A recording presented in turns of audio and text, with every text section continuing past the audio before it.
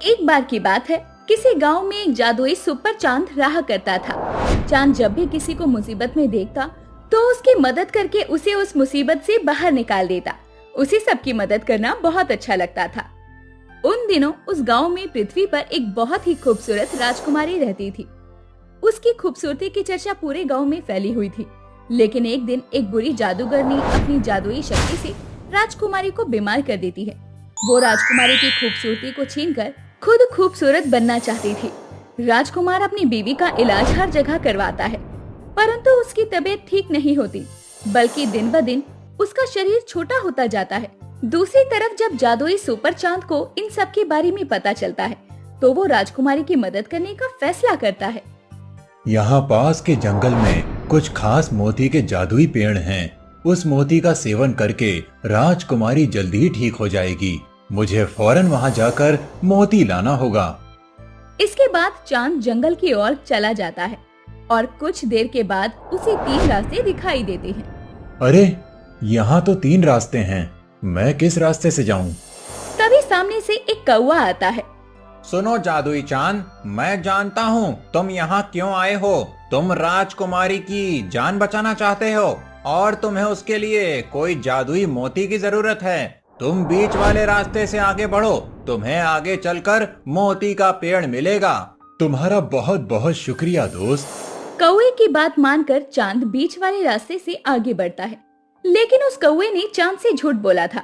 दरअसल वो मायावी राक्षस कौवा था।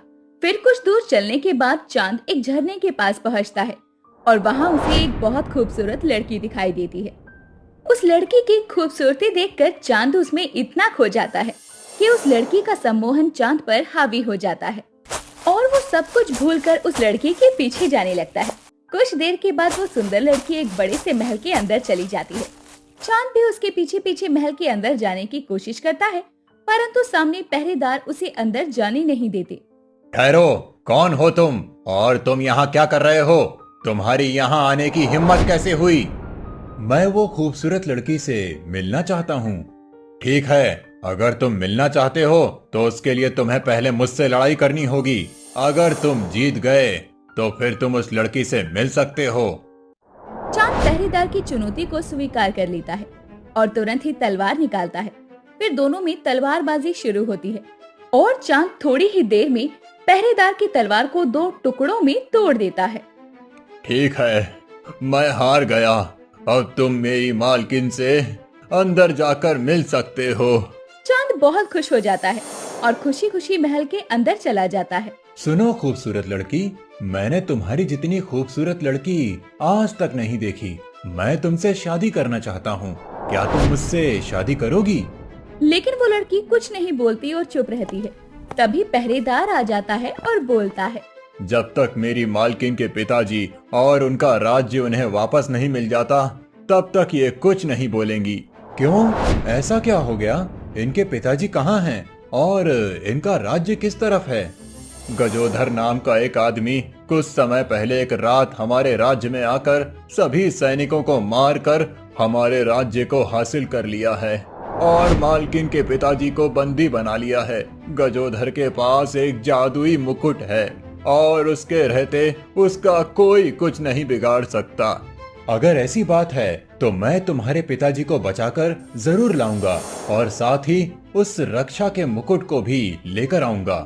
इस तरह चांद उस लड़की से वादा करके उसके पिताजी को बचाने के लिए निकल पड़ता है और कुछ ही देर में गजोधर के महल के पास पहुंच जाता है। लेकिन वहां बहुत ही कड़ा पहरा था। मुझे अंदर जाने के लिए कोई तरकीब अपनानी पड़ेगी। तभी चांद अपने सामने एक जादुई कालीन प्रकट कर देता है। चांद उस जादुई कालीन पर बैठकर उड़ते हुए हवा में छत पर पहुंच जाता है। चांद उस जादुई कालीन पर बैठकर उड़ते हुए जब महल की छत पर पहुंचता है तो छत पर मौजूद सिपाही उसे देख लेते हैं। फिर चांद तुरंत अपनी शक्ति से वहां ढेर सारे हाथी प्रकट कर देता है। चलो, अब तुम सब मिलकर इन सभी सिपाहियों का खात्मा कर दो। चांद के इतना कहते ही सभी हाथी सिपाहियों से लड़ने लगते हैं और कुछ ही देर के बाद में सभी सिपाही बेहोश होकर गिर जाते हैं और फिर फौरन चांद गजोधर के कमरे में पहुंच जाता है।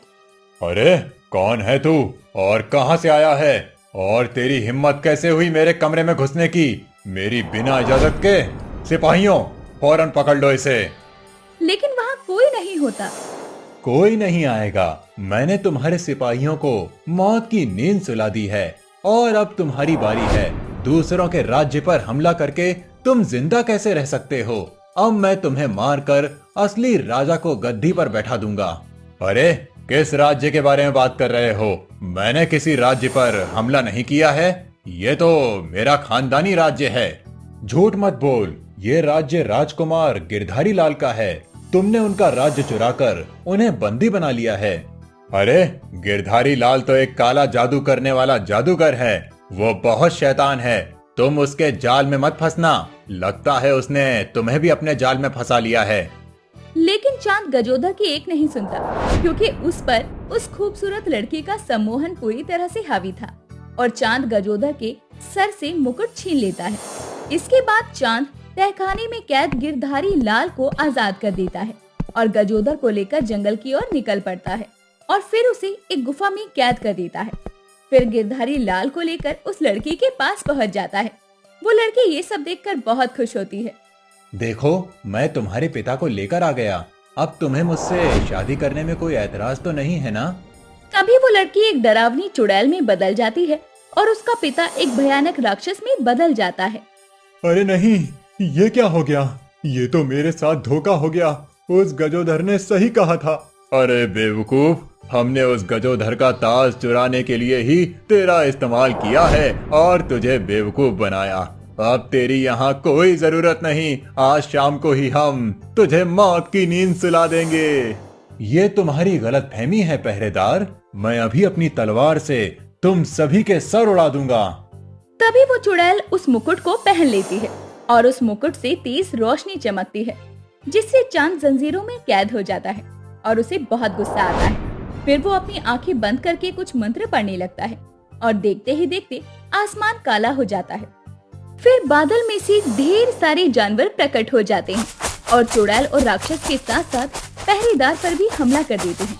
थोड़ी ही देर में तीनों घायल हो जाते हैं और सभी जानवर उन तीनों को अपने मुंह में दबाकर दूर नदी में जाकर फेंक देते हैं और उन तीनों की मौत हो जाती है। फिर कुछ ही देर में चांद जादुई मोती जादुई पेड़ से लाकर राजकुमारी को खिला देता है, जिससे राजकुमारी पूरी तरह ठीक हो जाती है और वहीं राजकुमारी पर किया गया काला जादू भी हवा में उड़कर वापस से जादूगरनी के शरीर में चला जाता है और फिर सब कुछ सही हो जाता है।